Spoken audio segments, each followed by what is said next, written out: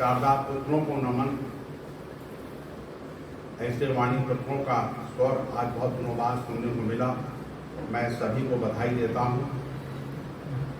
शैलेंद्र मिश्रा जी मेरे हृदय में बसते हैं। मैं इसलिए उनको सम्मान दे रहा हूँ और देता हूँ। उनके अंदर एक लगन है, एक धुन है कि मैं बदायूं की इस धरा पर कुछ करूं। साहित्य की पताका को फहराने के लिए बड़े बड़े दिग्गज विश्राम पा गए और मिश्रा जी आगे बढ़कर उस खुशबू को महका रहे हैं। मैं इसलिए चाहूँगा जोरदार तालियों से कोशिश करना बहुत अच्छी बात है। मासिक काव्यगोष्ठी का संकल्प लिया है, बहुत अच्छी बात है। कभी कोई दिक्कत हो हर तरह से इस गरीब का गरीब खाना भी आपके दिखा देते हैं। और बहुत बहुत बधाइयाँ संचालक महोदय को जिन्होंने बड़ा सुंदर मधुर संचालन किया। नाथ साहब उस्ताद शायर हैं, इनकी क्या तारीफ करूं। अभी बता रहे थे संचालक महोदय जो कहते हैं वो गजल हो जाता है। ये खूबी है, सही बात। ये शब्दों में वो जादू है नाथ साहब के। अभी हमारे बिन्नी साहब ने भी ये फरमाया, बहुत अच्छा लगा। देखिए इस्लाह कर दी और गजल मुकम्मल हो गई। ये ऐसा जो है गुण, ये बड़े कांचन संयोग हर जगह बहुत दुर्लभ है, बहुत हर्ष की बात है। और बिन्नी बाबू आ गए और काव्य कुंभ के संयोजक यहाँ विराजमान हैं जिन्होंने कीर्तिमान स्थापित किया है पूरे प्रदेश में। मैं बहुत सब आप सभी को बधाई देता हूँ। मेरा बेटा उज्ज्वल वशिष्ठ यहाँ बैठा है जो इस छोटी सी उम्र में शिखर पर पहुँच रहा है, बहुत अच्छा लिख रहा है। हृदय स्पर्शी ऐसे शेर लिखता है जो हृदय को छू जाते हैं और हमको बहुत आनंद आता है। सभी को बधाई। और सांस घूम गई है लेकिन फिर भी मेरी बाबू को मालूम है, मेरा बेटा बैठा हुआ है, इन्हें मालूम है मेरी पृष्ठभूमि संस्कृत की है। और मैं पौराणिक पृष्ठभूमि से जुड़ा हुआ हूँ। कोई पढ़ाता रहा और वही दिमाग में भरा हुआ है और वो निकल नहीं पाता। मैं क्षमा चाहूँगा, मैं आपकी ज़मीन से हटकर थोड़ा सा आपको पौराणिक संदर्भ की ओर भी चल रहा हूँ। शायद आपको अच्छा ना लगे। विष्णु वसावा जी, आपने गजलों का दौर देखा, अब थोड़ा सा कविता का एक थोड़ा सा झलक देख लीजिए। ऐसा है, उद्धव एक पात्र है जो ज्ञान का उपदेश देकर, ब्रह्म ज्ञान का उपदेश लेकर राधा जी के पास आए थे। समस्त गोपियों को उन्होंने ब्रह्म ज्ञान की पोथी पढ़कर सुनाई और उन्होंने उनके जो प्रेम था, राधा का प्रेम, उसका उपहास उड़ाते हुए कहा कि ब्रह्म ज्ञान ही सब कुछ है, इसमें कुछ नहीं रखा। तो राधा उद्धव का जो संवाद है उसको आप कहेंगे दादा ने कहाँ पहुँचा रहे हैं आप। एक पौराणिक पृष्ठभूमि है, मैं आपको ले चल रहा हूँ, शायद आपको अच्छा लगे। गुरुदेव, कार्यक्रम क्षमा चाहता हूँ बीच में आप शुरू करें। कार्यक्रम वही जिसमें सब रसों का समावेश हो जाए, मेरी तो अलग धारणाएं हैं, कुछ अलग मेरी चिंतन है। तो देखिए राधा की खातिर क्या है, राधा का सबसे बड़ी संपदा क्या है। कृष्ण चले गए हैं, इतना असीम प्रेम, और उस प्रेम को किस तरह से राधा ने संजोया होगा। आंसू ही उनकी सबसे बड़ी संपदा बन गए। आंसू के अलावा राधा के पास कुछ नहीं बचा और वो अपने आंसुओं पर गर्व करती है, उन्हें दुख नहीं है। राधा का संवाद देखें। मैं आप सबका ध्यान चाहूँगा। हो सकता है आप गजलों की एक बड़ी सुंदर और बहुत ही सुहावनी पृष्ठभूमि पर अभी जी रहे थे। मैं अलग आपको दूसरी पृष्ठभूमि पर भी चल रहा हूँ। क्या कह रही है राधा उद्धव से? अश्रु पलकों से ऊधो छलके अगर, अश्रु पलकों से ऊधो छलके अगर, भेद अंतस के सारे खुल जाएंगे। क्या बात है। आप थोड़ा सा हृदय को टटोलें। अश्रु पलकों से छलके ऊधो अगर, भेद अंतस के सारे खुल जाएंगे। कन्हैया की होगी फतीहत बड़ी, कन्हैया की होगी फतीहत बड़ी, बैन राधा के बेवहल हो जाएंगे। बैन राधा के बेवहल हो जाएंगे। अश्रु, देखिए आंसुओं को बहुत अच्छी तरह बयान किया गया है, बहुत अच्छी तरह पूरी गजल आंसुओं पर पड़ी गई, बहुत अच्छा लगा। अश्रु क्या है? देखिए बहुत ये क्या है अश्रु के, हम इसको बहुत मामूली चीज समझते हैं। अश्रु हृदय की गाथा, अश्रु हृदय की गाथा अमीय धार है। अमीय कहते हैं अमृत।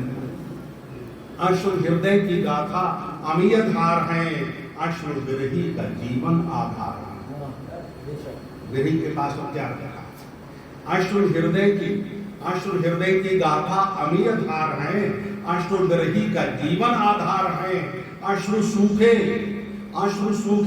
तो हृदय उठेगा दरक, अश्रु सूखे तो हृदय उठेगा दरक। अश्रु मोती है मेरी पतवार, अश्रु मोती है राधा का निवेदन है। अश्रु मोती है इनका हंसी बना रहा है। अश्रु मोती है मेरी पतवार है। अश्रु, देखिए अश्रु को क्या कहा है? राधा का आत्मविश्वास देखिए। अश्रु भगवान का आप तो वरदान है, अश्रु भगवान का आप तो वरदान है। अश्रु दुखिया का संबल, अश्रु दुखिया का संबल निराकार है। अश्रु दुखिया का संबल निराकार है। और कोई अश्रु बिन, मेरे से पूछे, कोई अश्रु बिन कैसे काटे व्यथा? कोई अश्रु बिन कैसे काटे व्यथा?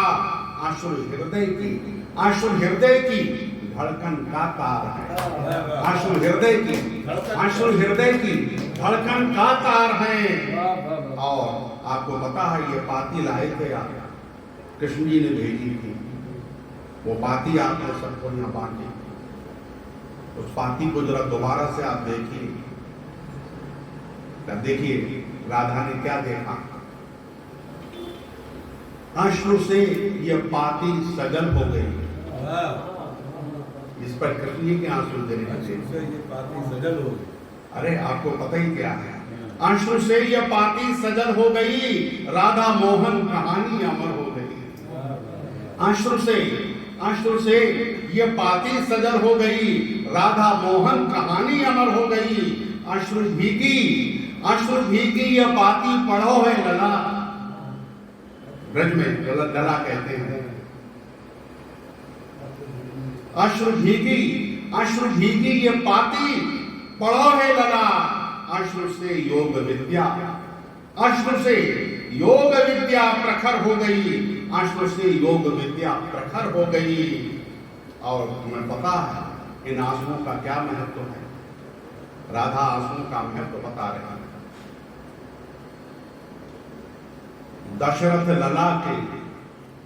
दशरथ मेरे शब्द अलग हैं, आपके शब्द अलग हैं। दशरथ लला के आंसू गिरे जो तनिक, दशरथ लला के आंसू गिरे जो तनिक, था वो पत्थर अहिल्या अमर हो गई। ऐसे थोड़ी पत्थर जो था वो अहिल्या बन गया। ये है राम, जिससे उस पत्थर में जान पड़ी थी, वो पत्थर सजीव हो गया है। दशरथ लला के आंसू गिरे जो तने, था वो पत्थर अहिल्या अमर हो गई। और धीरनी के आंसू गिरे जो बेवल, दिव्य ज्वाला में शबरी दहन हो गई। दिव्य ज्वाला में शबरी दहन हो गई। वो आंसू ही थे जिन्होंने शबरी को बड़े बड़े ऋषियों मुनियों से ऊंचा स्थान दे दिया। बड़े बड़े ऋषि मुनि तपस्या करते रहे, उनसे ऊंचा स्थान शबरी को मिला। तो भीलिनी के आंसू गिरे जो विभल, दिव्य ज्वाला में शबी दफन हो गई। और आंसू की एक दृष्ट और देखा, नींद आ रही है क्यों? नींद आ रही है नहीं मुझे नींद नहीं आ रही है, बुखार तबीयत खराब है, बहुत तबीयत खराब है, फिर भी आपने बर्दाश्त किया, सबको बुलाया, बहुत बहुत बधाई। मैं बस 2-4 पंक्ति पढ़ के विराम दूंगा। देख सुदामा की विभल दीन दशा। आपने नरोत्तम दास को पढ़ा हुआ है स्कूल में, सभी ने। देख सुदामा की दीन दशा, करुणा करके करुणा ने रोए, पानी परात को हाथ छलो नहीं, नैनन के जलसों पद खोए। ये पंक्तियां याद होंगी, उनको ध्यान में रखें। देख सुदामा की विभल दीन दशा, देख सुदामा की विभल दीन दशा, धार आंसू की अविरल बहने लगी। धार आंसू की, किनके आंसू गिरे कहने की आवश्यकता नहीं। देख सुदामा की विभल दीन दशा, धार आंसू की विभल बहने लगी। और परात का पानी रहा प्रतीक्षित, परात का पानी प्रतीक्षा ही करता रहा कि मुझे कृष्ण उठाएंगे। परात का पानी रहा प्रतीक्षित, हरि के नैनों से बरखा झरने लगी। हरि के नैनों से बरखा झरने लगी। आंसू का ये महत्व, जिन्होंने कृष्ण सुदामा के प्रेम को अमर कर दिया। और आखिरी पंक्ति दे रहा हूं आपके अदालत में। आंसुओं का क्या महत्व है, ये मैंने 4 पंक्तियों में बयान किया है। अश्रु सृष्टि का अनमोल मोती सखे। अश्रु सृष्टि का अनमोल मोती सखे। अश्रु होते प्रबल खिलते अरमान है। अश्रु होते प्रबल खिलते अरमान है। आंसुओं के, तुम कहते हो कृष्ण नहीं है। अब मैं यहां बताना चाहता हूं कि कृष्ण नहीं है, इसको नकारा है राधा ने, बिल्कुल नकार लिया। आप कहते हैं कृष्ण नहीं है।